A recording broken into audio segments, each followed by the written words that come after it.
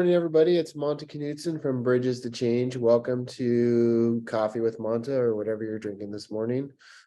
Each week we bring on community partners who are doing work in our shared communities. And this week we have Adriana on from PDX Saints. Good morning. Good morning. How are you doing? Doing all right. How about you? I'm doing all right. I'm excited that, well, it's still raining. It's gonna stop raining soon. I don't know. We've been getting some sunshine here and there, like Yeah, it's like throughout the peeking, day. right? Yeah, it's trying. Yeah. Well, so here at Bridges, like I said, we just like to bring folks on, talk about your organization, the work you're doing in the community. So I would love to hear about you and your role, what brought you to PDX Saints, and what you all are doing over there. So I started with PDX Saints about a year ago. I came one Friday night to Lentz Park. I just happened to be scrolling on Facebook, and I had been looking for a nonprofit I was specifically looking for a nonprofit that works with the houseless community. I had a cousin that was in San Francisco, and he had been homeless for several years on and off. In 2021, they had housed him in like a motel shelter during the pandemic, and so we thought things were going to go really well. Well, he ended up committing suicide, and the nonprofit that worked with him for several years just really they took care of him for so many years, and they saw him all the way to the end, and they just walked through life with him. And so I was looking for a similar nonprofit. And so when I showed up at the park with PDX Saints Love, I just saw this community, and there was no like hierarchy. It was just like friends in the park, and just showing love to one another. And so after that Friday, I came every Friday for like 6 months, and Crystal was like, "Do you want a job? You keep showing up, and I just feel like you need a job." And so I was like, yeah. And so now my role is one of the lead outreach coordinators. And one of the things that really just keep me here is that it's all about community, and it's all together. Like, it's not just, it's for everyone. And so it's really beautiful to see that there's no agenda besides taking care of one another. Like, our love belongs to one another. Yeah, thank you for sharing that story with us. I know that a lot of us here at Bridges and the folks that we serve and our community members all have experienced, these heart-wrenching stories that also help us humanize the issue, right? Yeah. How do we humanize the work and the people, the work that the people that the work that we do, so people can get the help that they need, right? And sometimes, like you're saying, it's like it is just that love, right? It's powerful. It is so powerful. And it's not just like feeding and handing out supplies. I mean, we do that stuff, but there's so much more behind it. It's like they know when something traumatic happens, they know that they can call or that they can email if they have that availability. And they know that just somebody that's there to listen to them. And Crystal's a really great advocate for that community and keeping that community together. Yeah, it's interesting. I was born and raised in Portland. I'm 51 years old, and I was a street kid in the 80s, and it's just so different of like somebody handing you something, but than somebody sitting down on the wall next to you and saying, how are you doing? What's Right. going on? Right. That's what this work is about. Right. And we get to like give out sleeping bags and hand out food. Right. But it's making those human connection. And it's so hard for folks, and I'm not faulting them, but when you pull up, when you're at the red light and someone's sitting there with a sign and you try so hard not to make eye contact with them, right? But even Yeah. if you don't have $1 to give them, just make eye contact and just be like, hi, right? So they're Yep. not visible people. Yeah, because I mean, we hear a lot like in that regards, like most people don't even look at us. Like they think we're just trash. We're trash on the side of the road that is an eyesore that nobody wants to see. So to have somebody genuinely check in on you, like, how's it going? Like, what can we do to help you? And Yeah, it might just be simple things like, someone's having a bad day because they can't get into some kind of shelter because they don't have an ID. So yeah, then like we have ID referrals yeah, and we have those papers that they can take and get a free ID. And so it's just, yeah, they're little barriers to us, but they're ginormous to them. yeah. No, it is. It's so hard for folks who don't understand to be able to really realize how giant a barrier for an ID is for a lot of Yeah. folks, right? Where we're just like, oh, we go to DMV, we get our birth certificate out of the drawer. It's been sitting there for years, right? Like that doesn't exist. No, because I mean, like their birth certificate's probably soggy or wet, or they won't take it, or Yeah, the ID paper that they gave them 6 months ago is like tattered and it's not any good. And it's yeah, just yeah, little barriers that we don't like that we take for granted. Like we don't see that. yeah. So it's really just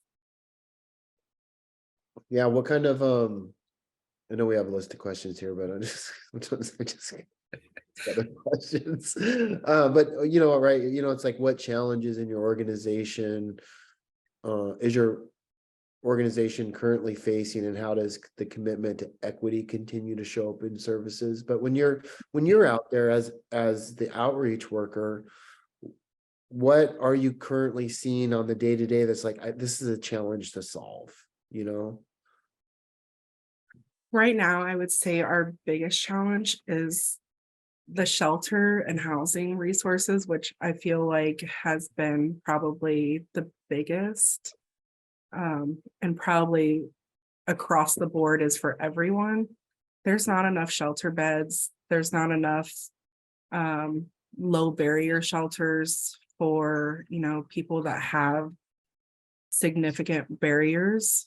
Yeah, Um, there's just, or for example, we've had a woman that is in a domestic violence situation and living on the trail. And she finally had enough courage to say, okay, I'm ready. I need to get out of here. It's really bad, pistol whipped, black eyes, and things like that. And so she comes and she's just broken and she needs to get into some kind of shelter.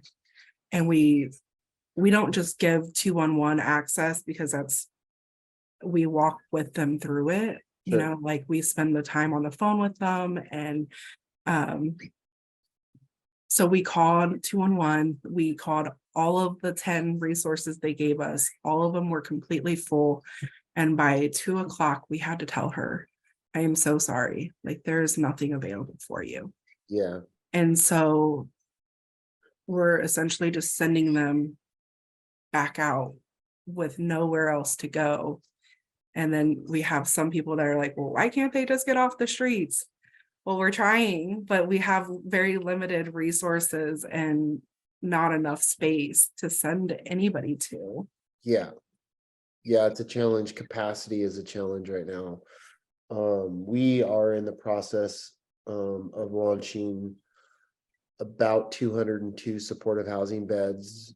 One in Gresham will have a 24/7 emergency access site out there. I don't know if you all have our contact to kind of, and those are all like open funded beds, right? So Okay. y'all need to, we'll make sure that you get connected to the Yeah, right that would be amazing. call, to see how we can help in those situations. But you're right, capacity is an issue. You know, OHSU and Portland State just did a gap analysis study about, I think it was last summer it came out, that showed we had about 50% of the amount of resources we need to really address and provide the services that we need in this. And we're seeing that, like, we see it because like our Monday and Fridays we're out in the park, and we are they know to come, and we have like regulars that come, and then we have some that come sporadically, but like our friends just, they know to come when they need those resources, and but they know to keep on coming back, to keep on checking in, and to, things change all the time. And not only that, like, we will work throughout the week to check on those availability. Yeah, So it's not like we're just checking on Monday and saying, oh, sorry, it's done, but we'll keep on checking. And then, but like with the domestic violence situation, it's hard, because when they finally make that choice to leave and they're ready in that moment, they have to have that availability, yeah, because it quickly changes and they're like, okay, well, I tried for help, and yeah, it just goes back into that abusive yeah. mindset. Well, we need rapid, immediate access to care. Like when Yes. someone shows up to the emergency room, they don't go, we don't got room for you today. Can you come back tomorrow? I know your leg's falling off, right? Yeah, totally. We need to get to that point, which is gonna take a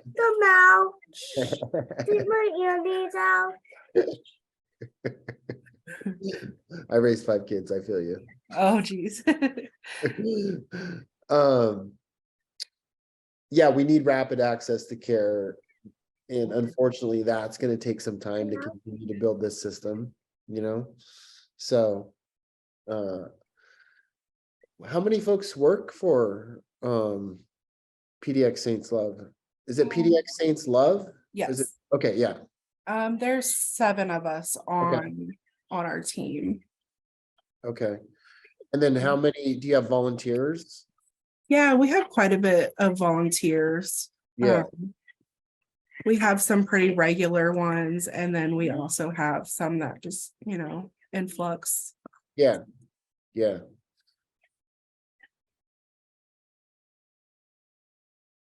How do folks connect to volunteer with y'all?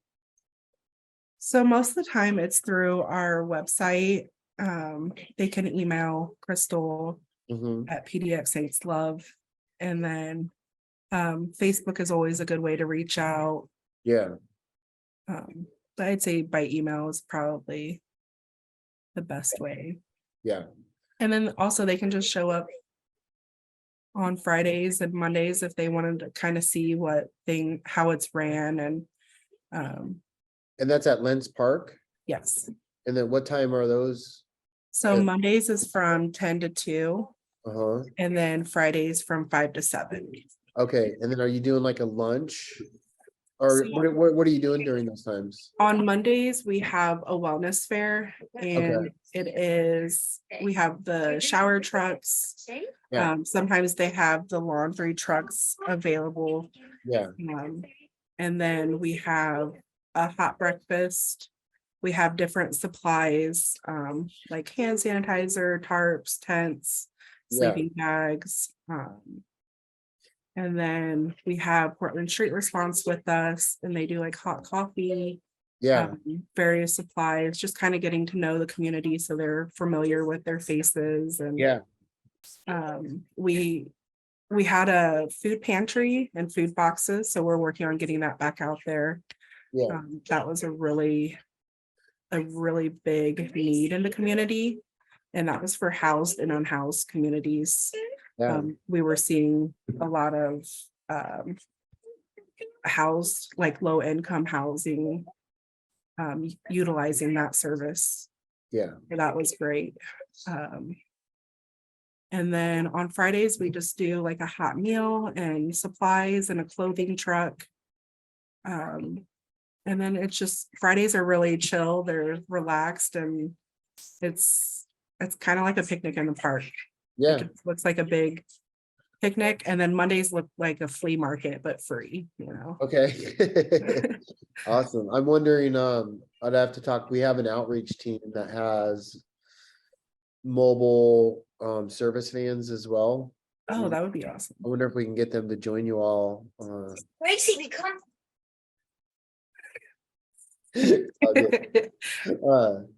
See if they can join you all.